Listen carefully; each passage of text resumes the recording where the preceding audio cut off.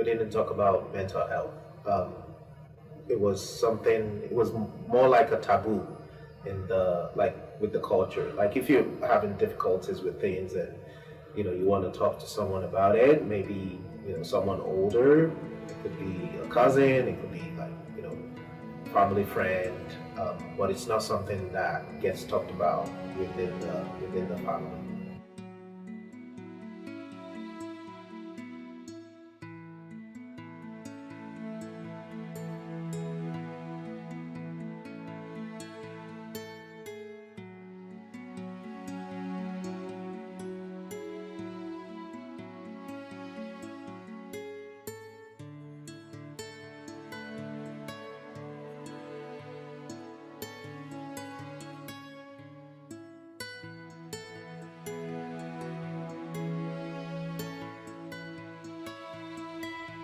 Afrobeat on CKXU 88.3 FM, Lethbridge to Alternative. Hope you've been enjoying the show so far. Thank you for tuning in. Remember, you can stream online ckxu.com. You can check us on Fridays from 6 p.m. till 8 p.m. We are located on Blackfoot territory, broadcasting from the University of Lethbridge. Sadly, we've come towards the end of the show. I just have one more track to play after this one. Once again, I've been your host. It's Adedeji, and I go by Omoba.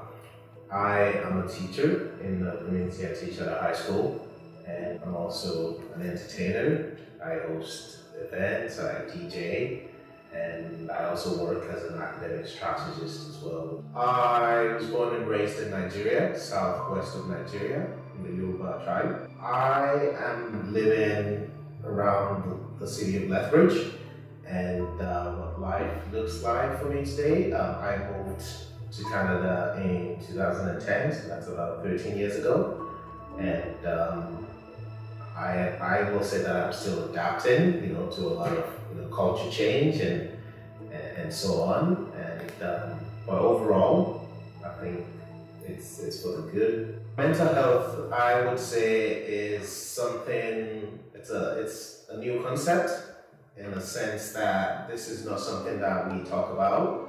Growing up in Africa, there are lots of things that are new to me, like when we talk about the concept of mental health.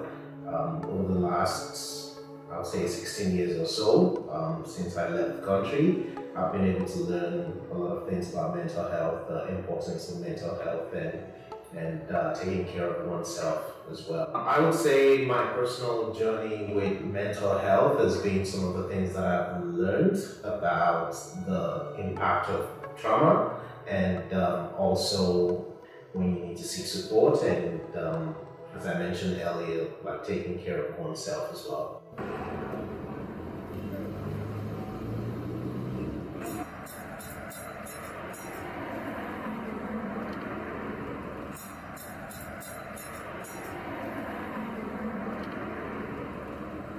We didn't talk about mental health. It was something, it was more like a taboo in the, like with the culture. Like if you're having difficulties with things and, you want to talk to someone about it, maybe, someone older, it could be a cousin, it could be like, family friend, but it's not something that gets talked about within the family. If you're feeling, certain ways, it's very difficult to put name to your feelings. Like that's something that I learned over the past, years that I've been living in Canada. But growing up in Nigeria, you don't express that you're sad. You don't express that, how you're feeling certain ways. I didn't see a counselor or a therapist. I didn't even know such people exist growing up. But when I moved to Canada, then I started, talking to therapists and talking to counselors. But growing up, that was something that I didn't even know exists.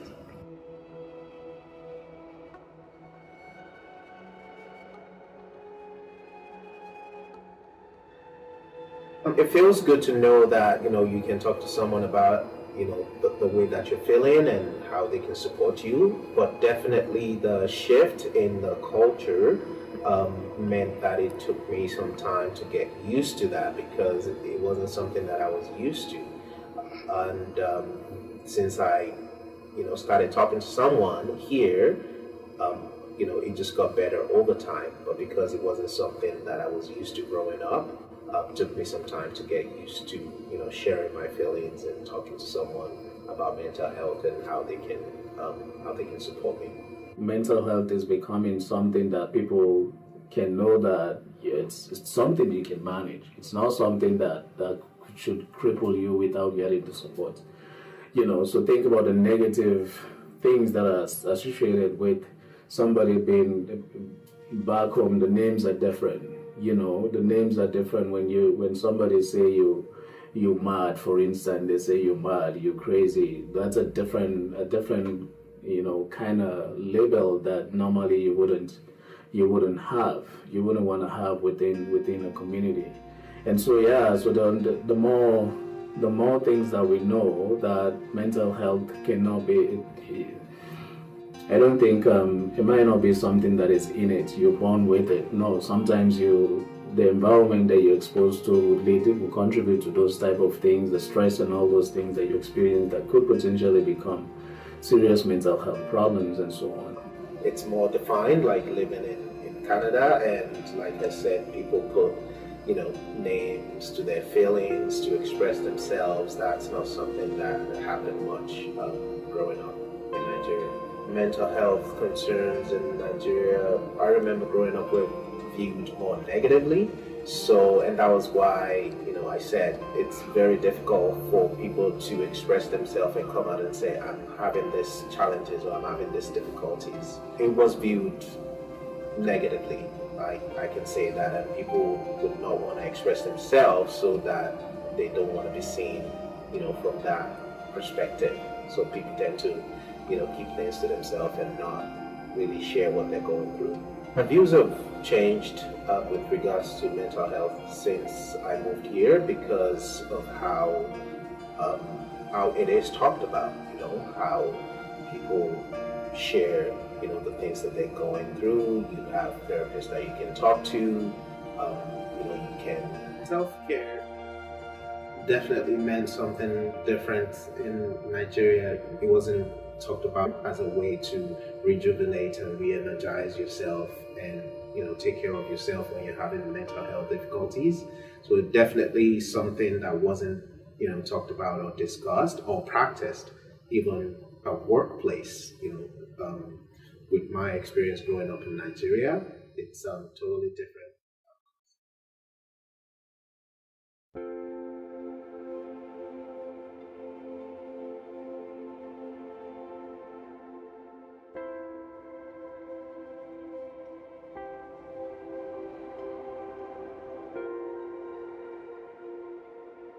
Personally, I define self-care as doing the things that brings you joy and doing the things that helps you to rejuvenate. So I personally live a very busy life, so taking some time off of my busy life to do the things that bring me joy. And that can be dangerous at times because those things may appear to be stressful because of the nature of what they are.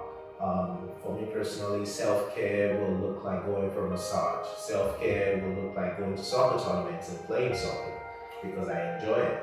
Self-care could be, traveling out of the city to go to a party or an event that involves music and dancing and spending time with friends. So I think it depends on what you're taking time away from and how that helps rejuvenate, things that maybe you may find stressful. In some cases, which may be work, but sometimes when you get joy from your work, then it doesn't appear as stressful. And so the most important thing is just doing the things that helps you to be able to reset and rejuvenate and give you energy to be able to do the things that you may find stressful in your day-to-day life. I think self-care is important because it is something that you need to do on a regular basis to avoid compassion fatigue or some sort of like breakdown and not knowing when you need to be energized in a way where you can function with your day-to-day living, day-to-day activity. So I think self-care is really important to get you recharged and get you going, so that you can have the energy to be able to do the things that may be stressful in your day-to-day living. It's important because it's your life. Like, self-care is your life. I know it's self-care. It's good that you mentioned that the definition may be different. So I mentioned earlier on that when you're here, you have the environmental stresses, and you have the stresses that are coming from home, people calling, asking for assistance, and so on. So for me, I was like, okay, you've been since I came here, sending money, doing all those things, and the same group of people would keep asking. So as part of my own self-care too is going to school, getting education.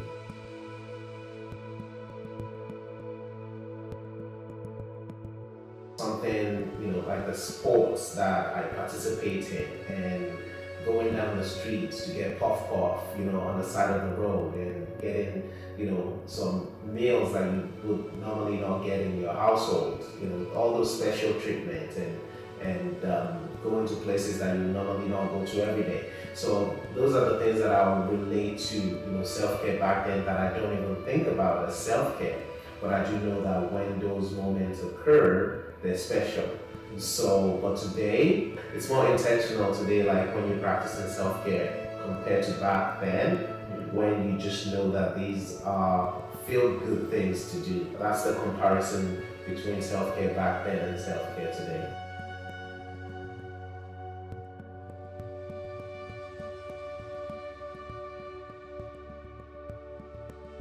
What role does just that culture of gathering plays in helping you deal with some of the whatever stress that you're feeling? And so those are some of the aspect that's one of the lost things, opportunities when you're here. It snows outside, you can't go outside. It's cold, you cannot go outside.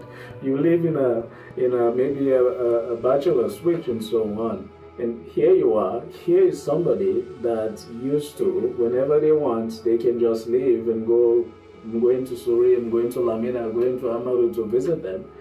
They don't need to know if Amaru is there, I'm just gonna get up. So you're always moving freely, the weather permits. If it's rain, maybe for a few hours, the rain stops, you move on to somebody else. And so we, maybe this will be a generalized term, but we as Africans growing up in that environment, we have the freedom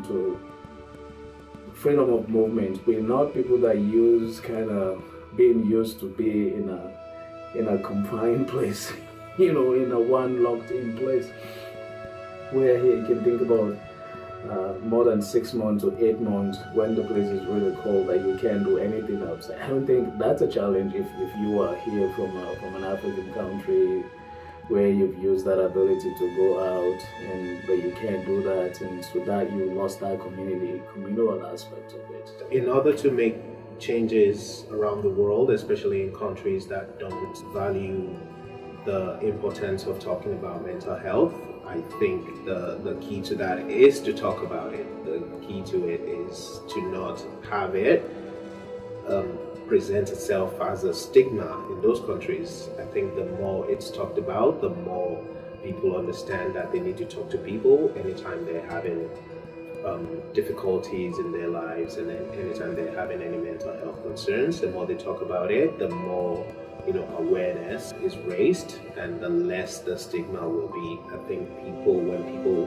hide things, and when people don't talk about their struggles and the things that they're dealing with, they're more likely to continue to suffer in silence, and nobody needs to continue to suffer in silence.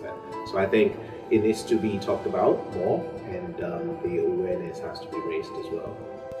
You need to surround yourself, find your tribe, and reach out to people if you still want to stay connected to to your culture. Like I said, the access to social media and access to internet and such is that you can still stay connected, even if it's not virtually in person.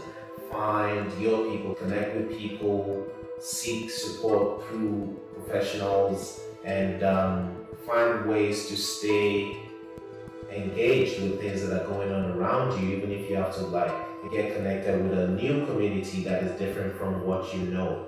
But the most important thing is just don't be isolated and surround yourself with people that will listen to you and support you when you need it, and understand that there's real problems and these are real concerns, and don't ignore it, don't ignore the sign, and definitely take care of yourself. Find ways in which you can be re-energized and rejuvenated, and do that on a daily basis, so that way you can stay on top of things and get the help that you need.